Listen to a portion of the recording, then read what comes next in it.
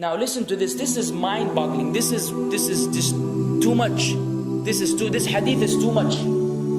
As in, it's so powerful. If we were to reflect on it, you should, maybe faint. When Allah loves a slave, He calls on Jibreel. Who's Jibreel? You know who Jibreel is? The greatest of the malaika, as far as Ahl Sunnah wal Jama'ah. The one whom when the Prophet ﷺ saw, he fainted alayhi salatu wasalam, because of his wings had covered the horizon. Jibreel, the angel who's responsible for the most virtuous thing, which is conveying the revelation from Allah to the messengers of Allah. Jibreel, and what do you know about Jibreel? Allah said, whoever is adu, whoever is an enemy to Jibreel, then Allah is the enemy to the disbelievers. Allah defended Jibreel in the Quran. Jibreel, the one who took the Prophet ﷺ in Al-Isra al-Mi'raj, in the ascension to the heavens. Jibreel, the malak, which we don't know what to say about, because of his honor and his virtue in the sight of Allah. Allah will call on him to share with him the love which He has for you. Allah doesn't need to do this. He could not do this, but Allah likes to do this, so He does it. He says, I love Fulan. Now I want you to think that Fulan is you. Whatever your name is, Ahmad, Mayrook, whatever your name is. Imagine Allah above the heavens, above the throne, in His greatness and His majesty, which is beyond our human comprehension, calls out to Jibreel to inform him that He loves you. And then only that, فَأَحِبَّهُ, then He commands Jibreel to love you also. So Jibreel now loves you. Allah and Jibreel love you. But it doesn't end there. Jibreel then will call upon the inhabitants of the sama. Who are they? All the malaika. How many? We can't even count. Trillions and trillions of malaika which Allah created beyond our, again, human comprehension. All of them are commanded simultaneously to love you. First Jibreel says, Allah loves Fulan, so now you have to love him. Then all of the angels in the heavens love you. Then Allah will place acceptance for you on earth. So people will love you. Not everyone. You may be saying, why do I have enemies? People who love the Sunnah will love you. The people who love Allah and His Messenger will love you. The people who are upon the correct aqidah and methodology will love you. Other people may hate you because of a problem in them, not because of a problem in you. Because you may say, well, this fasiq, this evil, disobedient person doesn't love me. Don't expect him to love you. He loves people like himself. Who will love you? Righteous people. Righteous people. They don't know why. They don't even know why. You've never even given them $1 or a rial or a pound. You've never done anything for them. Maybe you scream at them. Maybe you do other things. It's Allah. Why? Because Allah had loved you first, then Jibreel had loved you first, then the malaika loved you afterwards, then Allah put acceptance for you on earth, so people have no choice but to love you. We ask Allah to make us among them. Now what better than that? What else do you want? What else do you want? What? If you're a person whom Allah loves, in every movement you go, you do, you stray, you sleep, whatever you do, you are among those whom Allah loves and Jibreel loves and the angel loves. What else do you want, ya akhi? You're guaranteed success in this life and in the life to come. Guaranteed. No way Allah will punish you. No way. No way Allah will punish someone whom He loves. But the hadith doesn't stop. The hadith has a very saddening continuation, which we should seek refuge with Allah from.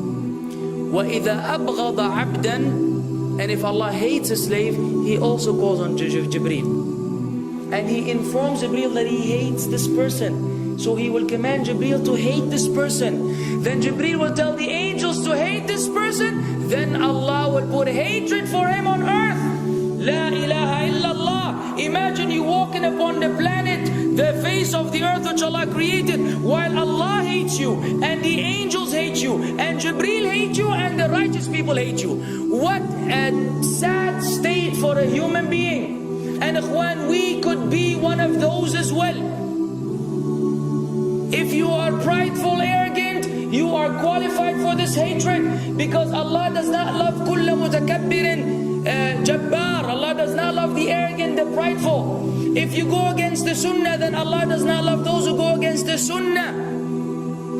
If you don't observe taqwa, and you don't observe ihsan, and you don't observe tawbah and tatahur, then again we are disqualified.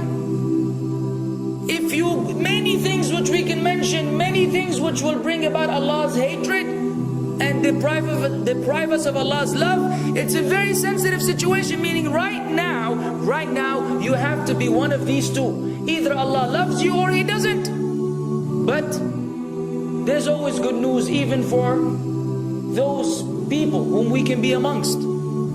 It's not too late because you're alive. It's not too late because it's Ramadan. It's not too late because you're breathing. Even if you led a life of someone who had attained Allah's hatred, if you were to return to Allah, then Allah will love you and be happier. He will be so happy with your tawbah than a man who lost his mount in the desert. Upon it was his food and his drink, and then he waited under a tree for death, and all of a sudden he opened his eyes and he sees his camel or his horse or whatever that was right in front of him, and he gets so happy. He said, Allahumma anta abdi wa ana rabbuka. Oh Allah, you are my slave and I am your Lord. Kufr. He said a statement of kufr, but the Prophet ﷺ said, أخطأ من شدة الفرح. He made a mistake because he's so happy. You know when you're so happy that you may say things against what you want to say? When you're so happy that you just, you say words that mean nothing to anyone? Allah is happier when you return to Him than that person. What else do we want? For how long are we going to stay away from Allah? For how long are we going to lead the life of the heedless? For how long are we going to go against the sunnah? What are you waiting for? Death? Death. حتى إذا جاء أحدهم الموت قال رب ارجعون لعلي أعمل صالحا فيما تركت كلا. Until when death comes to one of them, you say, oh Allah, allow me to return so that I may do good in that which I left behind. And it will be said to him, no, it's only a word. إنها كلمة هو قائلها. It's nothing but a wish and a word he will have. It will not be fulfilled. Let us not wait for death, ya akhwan. If each one of us here, by Allah, if each one of us here acted upon the sunnah, lived according to the sunnah, and invited people to the sunnah, and enjoyed what is good, and forbade what is evil, wallah, we will make a major change in the city in which we live. And if Muslims hearing this all over the world had that same attitude, then we will change the condition of the whole ummah. So no enemy can come and play games with us. We will squash them, all of them. Because Allah will defend. In tansurullah yansurkum wa yuthabbit aqdamakum. If you aid Allah's deen, Allah will aid you and will keep your feet firm. But we don't even live according to the sunnah, let alone be given victory over the enemies. So we're being humiliated in everywhere we go in the world. So let us make that change. Now that Ramadan is here, now that you've been given this sudden inclination towards good, if we don't succeed, if we don't take advantage of this month, wallahi, we are losers.